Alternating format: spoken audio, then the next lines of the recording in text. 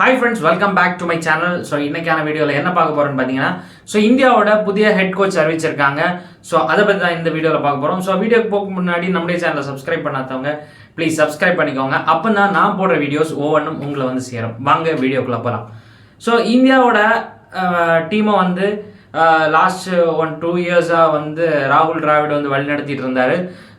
வழிநடத்தி லாஸ்ட்டாக நம்ம T20 வேர்ல்டு கப் வின் பண்ணதை பார்த்தோம். அண்டு சூப்பராக ஒரு கப்பை வின் பண்ணி அவர் T20 வேர்ல்டு கப் ஸோ மொத்தமாக இந்தியாவோட ஹெட் கோச் பதவியிலேருந்து அவர் ரிட்டையர்ட் ஆகிட்டார்.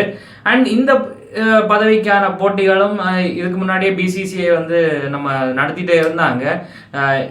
அதுக்கான அறிவிப்புகளும் சில கௌதம் கம்பீர் வருவார், இல்லை வேற யாரோ வருவாங்க அப்படின்னு பேச்சுகள் வந்துட்டு இருந்து. அண்ட் ஃபைனலி கௌதம் கம்பீரை வந்து ஹெட் கோச்சாக அறிவிச்சாங்க. அண்ட் அவர் தான் இப்போ ஹெட் கோச் அறிவிக்கப்பட்டிருக்காரு.